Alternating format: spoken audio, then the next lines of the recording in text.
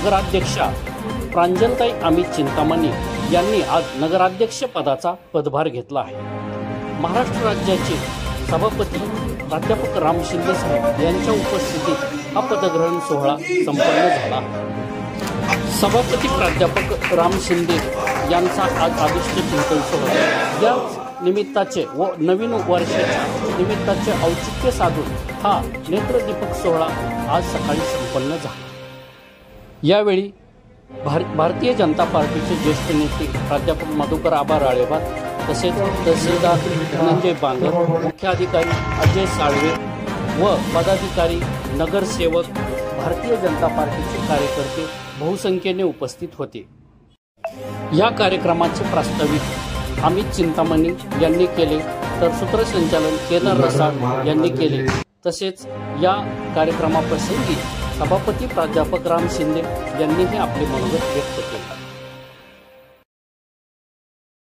निरपेक्षपणे जामखेड नगर परिषदेचे मुख्याधिकारी असतील, आपले प्रांताधिकारी असतील, सर्व अधिकारी असतील यांनी अत्यंत पारदर्शकपणे हा जो निवडणुकीचा कार्यकाळ आहे तो सांभाळला। त्यांना सहकार्य करणारे आपल्या जामखेड तालुक्याचे तहसीलदार साहेब, त्याचप्रमाणे जामखेड तालुका पोलीस निरीक्षक आदरणीय चौधरी साहेब यांचाही मी निवडणूक काळामध्ये चोख बंदोबस्त ठेवल्याच्याबद्दल मी त्यांचे देखील या निमित्ताने आभार व्यक्त करतो। आजचा हा गोड आणि कौतुकाचा कार्यक्रम या ठिकाणी संपन्न होत असताना आदरणीय महाराष्ट्र राज्याचे विधान परिषद सभापती आदरणीय राम शिंदे साहेब यांच्या मार्गदर्शनाखाली जामखेड शहराचा सर्वांगीण विकास करण्यासाठी त्या ठिकाणी आम्ही सर्वजण कटिबद्ध आहोत। जामखेड शहरामध्ये गेल्या 5 वर्षापासून प्रशासकीय काळ असल्यामुळे साहेब महाराष्ट्राच्या सर्वोच्च पदी असताना देखील निधीची पुरवठा त्या ठिकाणी करता आली नाही, परंतु पुढच्या काळामध्ये साहेबांच्या माध्यमातून महाराष्ट्र राज्याचे मुख्यमंत्री आदरणीय देवेंद्र फडणवीस साहेब यांच्या माध्यमातून आपण जामखेड शहराच्या सर्वांगीण विकासासाठी, पायाभूत सुखसुविधांसाठी त्या ठिकाणी आपण भरपूर असा निधी आणून जामखेड शहराचा विकास करण्यासाठी प्रामाणिकपणे नगराध्यक्ष व सर्व नगरसेवक त्या ठिकाणी काम करणार आहे असं मी या ठिकाणी शब्द देतो। या काळामध्ये आपणा सर्वांची साथ सहकार्य आम्हा सर्वांना लागणार आहे। तसेच जामखेड नगर परिषदेच्या सर्व अधिकारी व कर्मचाऱ्यांची यांचं देखील आम्हाला सहकार्य त्या ठिकाणी लागणार आहे। हा काळ 5 वर्षाचा असल्याने कमी वेळामध्ये जास्त अपेक्षा जामखेडमधील सर्व जनतेच्या आहेत, त्यामुळं त्या अपेक्षा आपल्याला पूर्ण करण्यासाठी रात्रीचा दिवस करून त्या ठिकाणी आपल्याला त्या पूर्ण करायच्या आहेत असं या ठिकाणी मी व्यक्त होतो। आजच्या या कार्यक्रमाच्या निमित्तानं आदरणीय महाराष्ट्र राज्याचे महामहिम सभापती राम शिंदे साहेब उपस्थित झाले।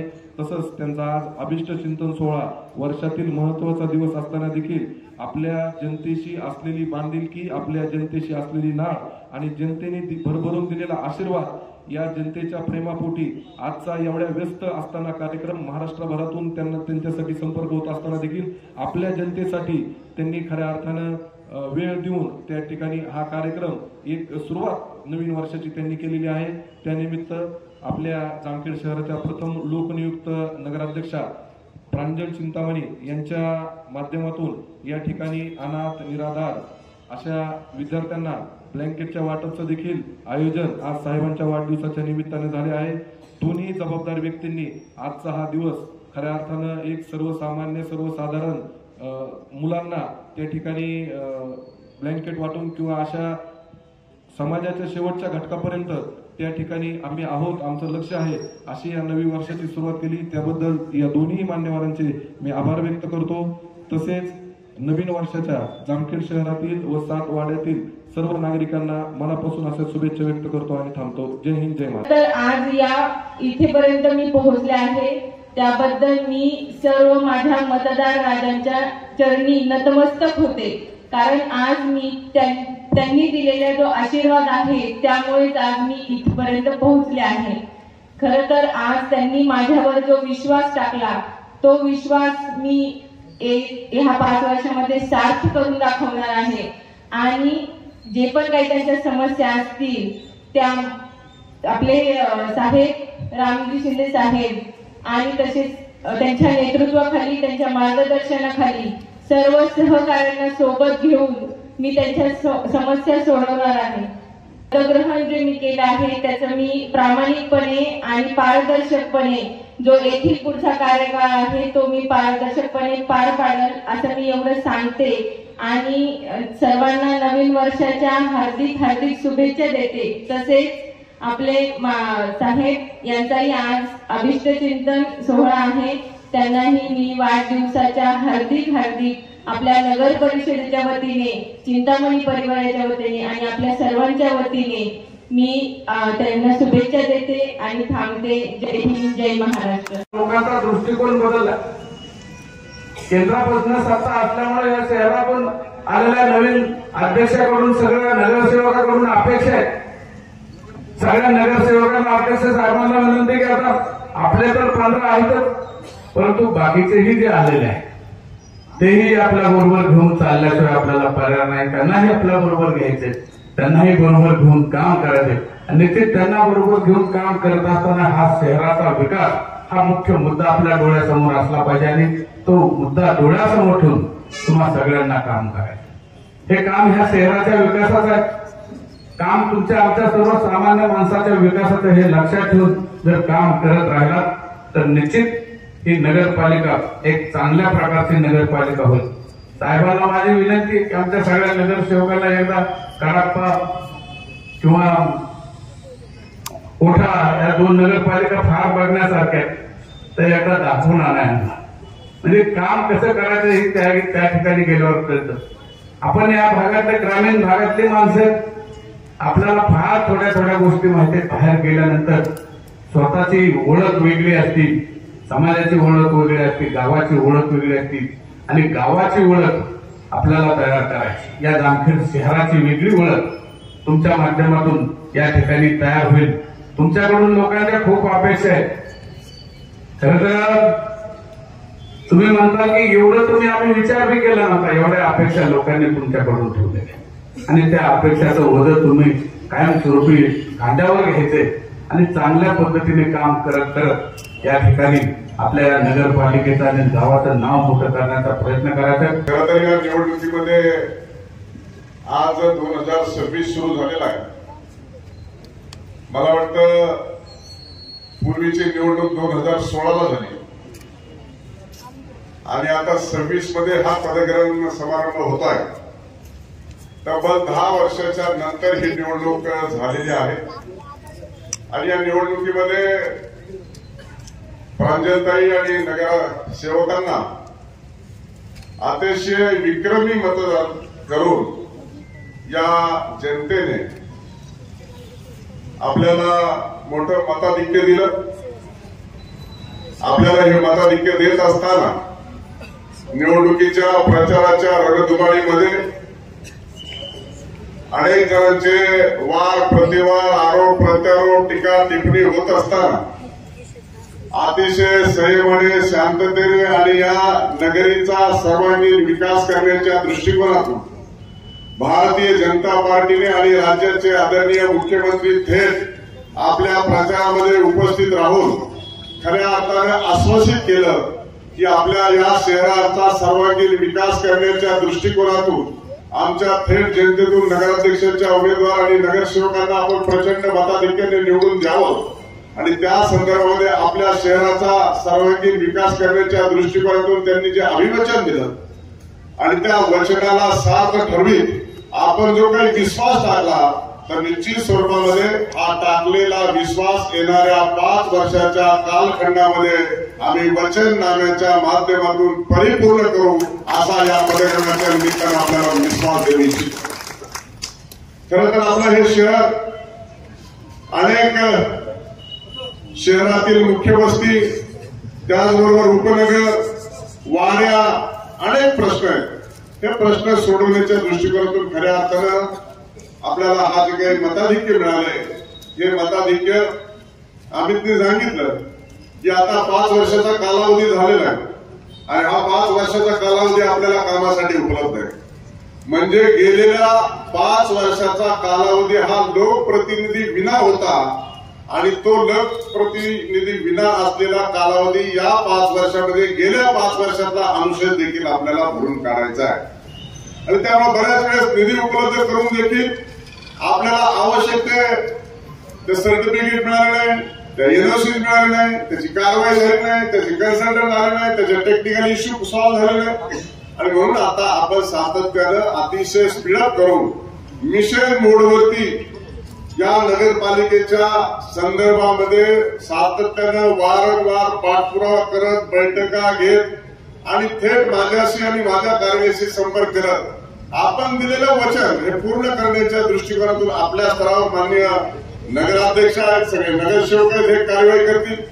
आता काल परवाच गटनेते म्हणून देखील तात्याराम पोकळे यांची निवड झालेली आहे, त्यांचं देखील आपण सर्वांनी स्वागत करा. लवकरच उपाध्यक्षाची देखील निवडणूक होणार आहे, त्यानंतर सर्व समित्याचे देखील प्रमुख नेमले जाणार आहेत. अशा सगळ्या पार्श्वभूमीवरती हे लोकप्रतिनिधींचे अधिकार तर आपल्याला मिळतीलच, पण जनतेची सेवा करण्यासाठी आपल्याला थेट जनतेतून निवडून दिलेलं आहे, नगरसेवकांना प्रभागातून निवडून दिलेलं आहे. आणि त्यामुळं आपण या शहरातील जनतेसाठी उत्तरदायी आहोत आणि म्हणून सेवक म्हणून काम येणाऱ्या कालखंडामध्ये अतिशय चांगल्या पद्धतीनं, गतीनं आणि अतिशय चांगलं काम होणं हे लोकांच्या अपेक्षा आहेत. आणि त्या अपेक्षाला आपण खरं उतरण्याच्या दृष्टिकोनातून सर्वतोपरी प्रयत्न करावे अशा पद्धतीची मी आपल्याला सूचना करतो. आणि निश्चितच आपण ज्याप्रमाणे सांगितलं की आपण आदर्श कारभार करत असताना स्वच्छ आणि पारदर्शक देखील कारभार करणं आवश्यक आहे. आलेला निधी हा जनतेसाठी असतो, आलेल्या निधीचा योग्य वापर झाला पाहिजे, योग्य रीतीने त्याचा वापर केला पाहिजे. जनतेला आपली नगरपालिका प्रश्न सोडवणारं ऑफिस आहे आणि आपल्याला प्रश्न कुठेही निर्माण न करणं, निर्माण होऊ न देणं हे तुमचं काम आहे. आणि म्हणून या जनतेला प्रचंड विश्वास मिळाला पाहिजे अशा पद्धतीचं आपलं काम हे या माध्यमातून होणं अपेक्षित आहे आणि ते तुम्ही करा असा माझा प्रचंड आपल्यावरती आणि या जनतेचा देखील आपल्यावरती विश्वास आहे. म्हणूनच मोठं मताधिक्य देखील आपल्याला दिलं आहे. आणि प्रांजलताई, मला वाटत होतं की एक महिला आहे, आपण सांगितल्याप्रमाणे 50% आरक्षण आहे आपल्या नगरपालिकेमध्ये, महिलेचं नगराध्यक्ष पडलं, परंतु मी या अगोदर प्रांजलताईला कधी भाषण करताना बघितलं नाही. आणि पहिल्यांदा मुख्यमंत्र्यांच्या सभेत भाषण होणार होतं. मला वाटलं होतं की आता माननीय मुख्यमंत्री आपल्या शहरात येणार आहेत, भारतीय जनता पार्टीच्या उमेदवार महिला आहेत आणि मी तर सांगितलं आम्ही उद्या नगराध्यक्षाचं भाषण झालं पाहिजे. आणि म्हणून नगराध्यक्षाचं भाषण म्हणजे उमेदवाराचं भाषण झालं पाहिजे असं सांगितलं. मला धाकधुकत होती, मी आता सगळ्यांना निरोप पाठवले, प्रवेशला निरोप पाठवलं. शेवट स्टेजवर आलं म्हणलं घाबरायचं नाही, जोरात भाषण करायचं.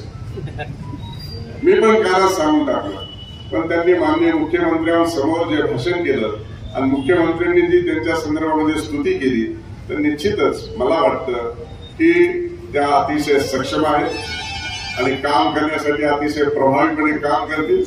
आणि म्हणून महिला ज्यावेळेस पुढे करत असताना कोणालाही राजकारणामध्ये एखाद्या राजकीय स्टेजवर आल्याच्या नंतर स्टेज डेअरिंग नसते, बोलता येत नाही, अडचणी वाढतात, त्यानंतर पहिल्यांदाच आले, परंतु अतिशय अनुभवी असल्यासारखा त्यांनी त्या मुख्यमंत्री महोदयांच्या स्टेजवर देखील, नंतरच्या सभेत देखील, आता देखील अतिशय चांगल्या पद्धतीनं काम त्या करू शकतील याच्यावरती माझा विश्वास आहे. आणि म्हणूनसाठी ही स्टेज डेअरिंग हेच आपल्याला सभागृह आणि सभा चालवायची, गावाच्या समस्या सोडवायच्या आणि या समस्या सोडवण्याच्या दृष्टिकोनातून अतिशय हिमतीनं आपण जे पाऊल उचललेलं आहे ते निश्चित स्वरूपामध्ये त्याला दाद देत जनतेने देखील साथ दिलेली आहे. आणि आता हे साथ येणाऱ्या कालखंडामध्ये आपल्याला साथ करून दाखवायचंय. आणि म्हणून या पदग्रहणाच्या कार्यक्रमासाठी देखील प्रचंड जनतेने उत्स्फूर्त असा प्रतिसाद देत आपण उपस्थित आहात. आणि म्हणून या अशा आकांक्षा आणि अपेक्षा पूर्ण तुमच्या माध्यमातून होतील अशी मी जनतेच्या माध्यमातून अपेक्षा व्यक्त करतो.